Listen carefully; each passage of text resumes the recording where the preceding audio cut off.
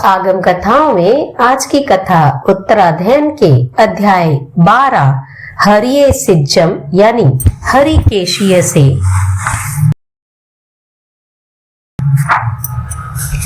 मथुरा नगरी के राजा शंख विरक्त हो मुनि बन गए। ग्रामानुग्राम घूमते हुए एक बार वे हस्तिनापुर आए और भिक्षा के लिए नगर की ओर चले। ग्राम प्रवेश में दो मार्ग यानी दो रास्ते थे। मुनि ने एक ब्राह्मण से रास्ते में पूछा। एक मार्ग का नाम हुताशन था और वह अत्यंत कठिन था। वह अग्नि की तरह प्रज्वलित रहता था। ब्राह्मण ने कुतूहलवश उस उष्ण मार्ग की ओर संकेत कर दिया।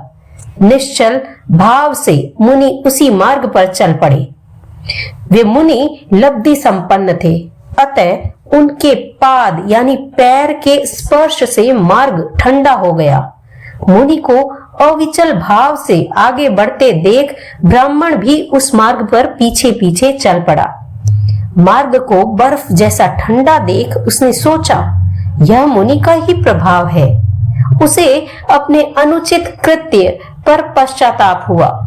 वह दौड़ा दौड़ा मुनि के पास आया और उसने अपने पाप प्रकट कर अपनी गलती बताकर क्षमा याचना की। मुनि ने धर्म का उपदेश दिया। ब्राह्मण के मन में विरक्ति के भाव उत्पन्न हुए। वह मुनि के पास प्रवज्जित यानी दीक्षित हो गया। उसका नाम था सोमदेव। उसमें जाति का अवलेप था, यानी अपनी जाति को लेकर थोड़ी उसमें श्रेष्ठता की भावना थी। मैं ब्राह्मण हूँ, उत्तम जातीय हूँ, यह मद नशा उसमें बना रहा। काल क्रम से मरकर वह देव बना। देव आयुष्य को पूरा कर जाति मद के परिपाक से गंगा नदी के तट पर हरिकेश के अधिप बलकोष्ठ नामक चांडाल की पत्नी गौरी के गर्भ से पुत्र रूप में उत्पन्न हुआ। उसका नाम बल रखा गया। यही बालक हरिकेश बल के नाम से प्रसिद्ध हुआ। एक दिन वह अपने साथियों के साथ खेल रहा था। खेलते खेलते वह लड़ने लगा। लोगों ने जब देखा तो उसको दूर ढकेल दिया। दूसरे बालक पूर्ववत यानी पहले जैसे ही खेलने लगे, किंतु वह दर्शक मात्र ही रहा। इतने में ही एक भयंकर सांप निकला। लोगों ने उसे पत्थर से मार डाला। कुछ ही देर बाद एक अलसिया निकला। लोगों ने उसे छोड़ दिया। दूर बैठे बालक हरिकेश यह सब देख रहा था। उसने सोचा, प्राणी अपने दोषों से ही दुख पाता है। यदि मैं सर्प के समान विषैला होता हूं तो यह स्वाभाविक ही है कि लोग मुझे मारेंगे, और यदि मैं अलसिये की तरह निर्विष होता हूं तो कोई मुझे क्यों सताएगा। चिंतन आगे बढ़ा। जाति स्मरण ज्ञान उत्पन्न हो गया। जाति मद के विपाक का चित्र सामने आ गया। निर्वेद को प्राप्त हो उसने दीक्षा ग्रहण कर ली। मुनि हरिकेश बल श्रामण्य का विशुद्ध रूप से पालन करते हुए तपस्या में लीन रहने लगे। तप के प्रभाव से अनेक यक्ष उनकी सेवा करने लगे। मुनि यक्ष मंदिर में कायोत्सर्ग, ध्यान आदि करते। एक बार वे ध्यान लीन खड़े थे। उस समय वाराणसी के राजा कौशिक की पुत्री भद्रा यक्ष की पूजा करने वहां आई। पूजा कर वह प्रदक्षिणा करने लगी तो उसकी दृष्टि ध्यान में लीन मुनि पर जा टिकी। उनके मैले कपड़े देखकर उसे घृणा हो गई। आवेश में आ उसने मुनि पर थूक दिया। यक्ष ने यह देखा। उसने सोचा, इस कुमारी ने मुनि की आशातना की है, इसका फल तो इसे मिलना ही चाहिए। यक्ष कुमारी के शरीर में प्रविष्ट हो गया। राजकुमारी पागल हो गई। वह उल्टी सीधी अनर्गल बातें कहने लगी। दासियां उसे राजमहल में ले गई। उपचार किया गया, परंतु उस राजकुमारी के शरीर में प्रविष्ट हुआ वह यक्ष सब उसके उपचारों को विफल कर रहा था। जितने भी उपचार किए गए सब बेकार। राजकुमारी की स्थिति में बिल्कुल भी बदलाव नहीं आया। यक्ष ने कहा, इस कुमारी ने एक तपस्वी मुनि का तिरस्कार किया है। यदि यह उस तपस्वी के साथ पाणिग्रह यानी शादी कर ले तो मैं इसके शरीर से बाहर निकल सकता हूं, अन्यथा नहीं। राजा ने बात स्वीकार कर ली। राजा अपनी राजकुमारी को साथ ले यक्ष मंदिर में आया और उसने मुनि को नमस्कार कर अपनी कन्या को स्वीकार करने की प्रार्थना की। मुनि का ध्यान संपन्न हुआ और तब मुनि ने कहा, राजन, मैं मुमुक्ष हूं, स्त्री मोक्ष मार्ग में बाधक है, इसलिए मैं इसका स्पर्श भी नहीं कर सकता। इतना कहकर मुनि पुनः ध्यानलीन हो गए। कन्या को मुनि के चरणों में छोड़ राजा अपने स्थान पर आ गया, अपने राजमहल में वापस आ गया। यक्ष ने मुनि का रूप बनाया और राजकन्या से शादी कर ली। रात भर कन्या वहीं रही। सुबह में यक्ष दूर हुआ। मुनि ने सही सही बात कन्या से कही, मतलब सारी बात बता दी कि जिससे तुम्हारी शादी हुई है वह मैं नहीं बल्कि यक्ष ने मेरा रूप धारण करके तुमसे शादी की है। वह कन्या यानी राजकुमारी दौड़ी दौड़ी राजा के पास आई और उसने यक्ष द्वारा ठगे जाने की बात कही। राजा के पास उस समय उनके पुरोहित रुद्रदेव बैठे थे। उन्होंने कहा, राजन, यह अब ऋषि पत्नी है। मुनि ने इसे त्याग दिया है, अतः इसे किसी ब्राह्मण को दे देना चाहिए। राजा ने उसी पुरोहित रुद्रदेव को अपनी कन्या सौंप दी। अब वह उसके साथ आनंद पूर्वक रहने लगा। कुछ समय बीता। पुरोहित ने यज्ञ किया। दूर दूर से विद्वान ब्राह्मण बुलाए गए। उन सब के आतिथ्य के लिए प्रचुर भोजन सामग्री एकत्रित की गई। उस समय मुनि हरिकेश बल एक एक मास का तप कर रहे थे। पारणे के दिन वे भिक्षा के लिए घर घर घूमते हुए उसी यज्ञ मंडप में जा पहुंचे जहां वह पुरोहित रुद्रदेव यज्ञ करने जा रहा था। चांडाल कुल में उत्पन्न ज्ञान आदि उत्तम गुणों को धारणा करने वाला, धर्म अधर्म का मनन करने वाला हरिकेश बल अब जितेंद्रिय भिक्षु था। वह ईर्ष्या, ऐषणा, भाषा, उच्चार, आदान निक्षेप इन समितियों में सावधान था, संयमी और समाधिस्थ था। वह मन, वचन और काया से गुप्त और जितेंद्रिय था। वह भिक्षा लेने के लिए यज्ञ मंडप में गया जहां ब्राह्मण यज्ञ कर रहे थे। वह तप से कृश यानी कि दुबला पतला हो गया था। उसके उपधि और उपकरण प्रांत यानी कि जीर्ण और मलिन बहुत गंदे हो गए थे। उसे आता देख वे अनार्य ब्राह्मण हंसे। जाति मद से मत, हिंसक, अजितेंद्रिय, अब्रह्मचारी और अज्ञानी ब्राह्मणों ने परस्पर एक दूसरे से कहा, बीभत्स रूप वाला, काला, विकराल, बड़ी नाक वाला, अधनंगा, पांशु, पिशाच सा, गले में शंकर दुष्य डाले हुए वह कौन आ रहा है? ओ अदर्शनीय मूर्ति, तुम कौन हो? किस आशा से यहाँ आए हो? अधनंगे, तुम पांशु पिशाच से लग रहे हो। जाओ, आंखों से दूर चले जाओ, यहाँ क्यों खड़े हो? उस समय महामुनि हरिकेश बल की अनुकंपा करने वाला तिन्दुक वृक्ष का वासी यक्ष अपने शरीर का गोपन कर मुनि के शरीर में प्रवेश कर बोला, मैं श्रमण हूं, संयमी हूं, ब्रह्मचारी हूं, धन व पचन पाचन और परिग्रह से विरत हूं। यह भिक्षा का काल है, भिक्षा का समय है। मैं सहज निष्पन्न भोजन पाने के लिए यहाँ आया हूँ। आपके यहाँ पर बहुत सारा भोजन दिया जा रहा है, खाया जा रहा है और भोगा जा रहा है। मैं भिक्षा जीवी हूँ, यह आपको ज्ञात होना चाहिए।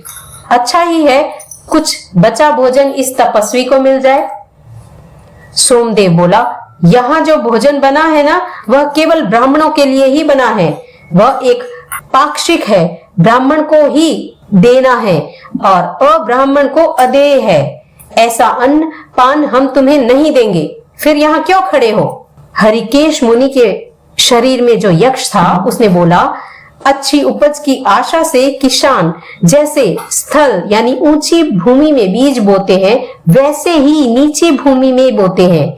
इसी श्रद्धा से तुम मुझे दान दो, पुण्य की आराधना करो। यह क्षेत्र है, बीज खाली नहीं जाएगा। सोमदेव बोला, जहां बोए हुए सारे के सारे बीज उग जाते हैं, वे क्षेत्र इस लोक में हमें ज्ञात है। जो ब्राह्मण जाति और विद्या से युक्त है, वे ही पुण्य क्षेत्र हैं। यक्ष बोला, जिनमें क्रोध है, मान है, हिंसा है, झूठ है, चोरी है और परिग्रह है, वे ब्राह्मण जाति विहीन, विद्या विहीन और पाप क्षेत्र हैं।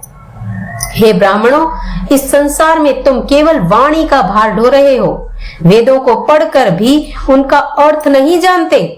जो मुनि उच्च और नीच घरों में भिक्षा के लिए जाते हैं, वे ही पुण्य क्षेत्र हैं। सोमदेव बोला, ओ अध्यापकों के प्रतिकूल बोलने वाले साधु, हमारे समक्ष तू क्या बड़बड़ कर बोल रहा है? हे निर्ग्रंथ, यह अन्नपान भले ही सड़ कर नष्ट हो जाए, किंतु तुझे नहीं देंगे। यक्ष ने कहा, मैं समितियों से समाहित, गुप्तियों से गुप्त और जितेंद्रिय हूं। यह ऐषणीय आहार यदि तुम मुझे नहीं दोगे, तो इन यज्ञों का आज तुम्हें क्या लाभ होगा? इस पर सामदेव ने कहा, यहाँ कौन है क्षत्रिय, रसोइया, अध्यापक या छात्र जो डंडे से पीट कर, एड़ी का प्रहार कर, गल हत्था दे इस निर्ग्रंथ को यहाँ से बाहर निकाले। जैसे ही अध्यापक शब्द सुना, वहां कुछ छात्र दौड़ कर आ गए। वहां आ डंडों से, बैंतों से और चाबुकों से उस ऋषि मुनि को पीटने लगे। राजा कौशल्य की सुंदर पुत्री भद्रा यज्ञ मंडप में मुनि को प्रताड़ित होते देख क्रुद्ध कुमारों को शांत करने लगी। भद्रा बोली, राजाओं और इंद्रों द्वारा पूजित यह वह ऋषि है जिसने मेरा त्याग किया। देवता के अभियोग से प्रेरित होकर राजा द्वारा मैं दी गई, किंतु जिसने मुझे मन से भी नहीं चाहा।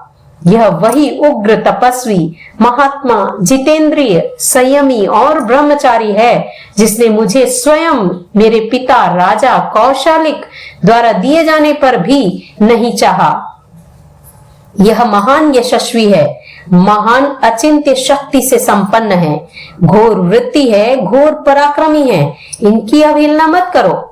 यह अवहेलनीय नहीं है, कहीं यह अपने तेज से तुम लोगों को भस्म न कर डाले। सोमदेव पुरोहित की पत्नी भद्रा के शुभाषित वचनों को सुनकर यक्षों ने ऋषि का वेयावृत्य करने के लिए कुमारों को भूमि पर गिरा दिया।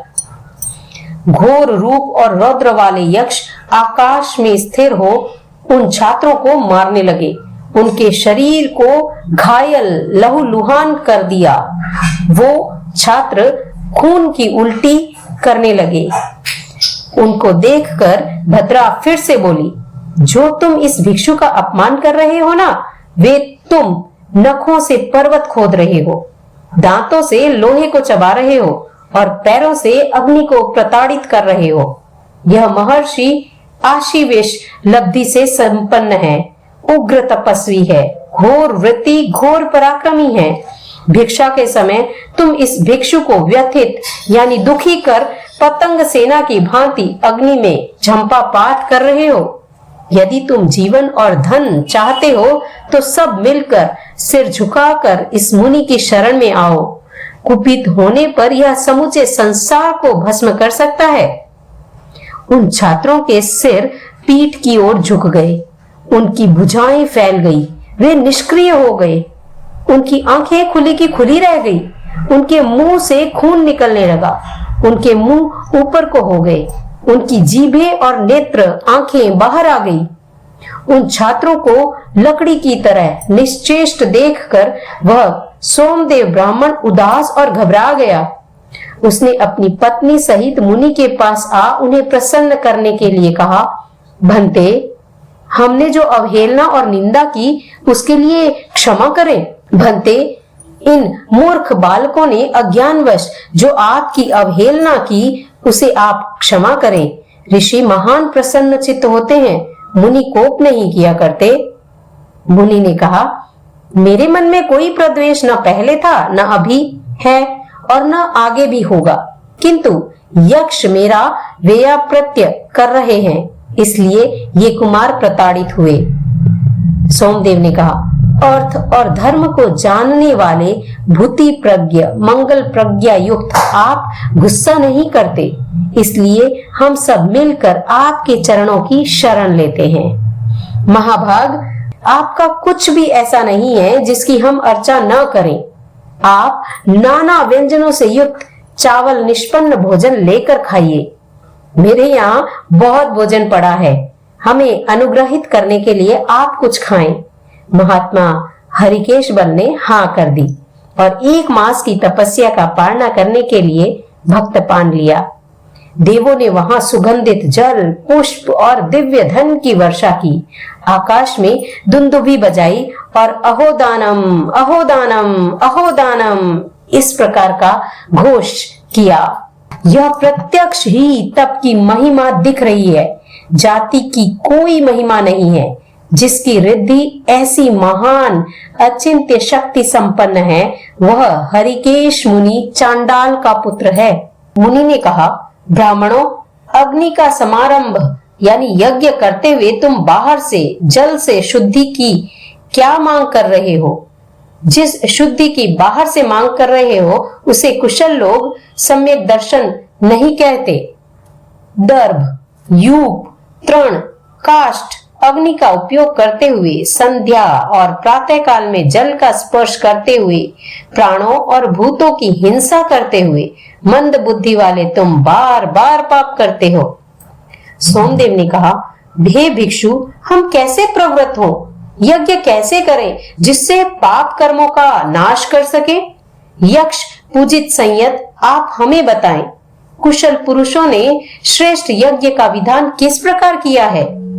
मुनि बोले, मन और इंद्रियों का दमन करने वाले 6 जीव निकाय की हिंसा नहीं करते, असत्य और चौर्य का सेवन नहीं करते, परिग्रह, स्त्री, मान और माया का परित्याग करके विचरण करते हैं। जो 5 संवरों से सुसंवृत होता है, जो असंयम जीवन की इच्छा नहीं करता, जो काय का व्युत्सर्ग करता है, जो शुचि है और जो देह का त्याग करता है, वह यज्ञों में श्रेष्ठ महायज्ञ करता है। सोमदेव बोला, भिक्षु, तुम्हारी ज्योति अग्नि कौन सी है?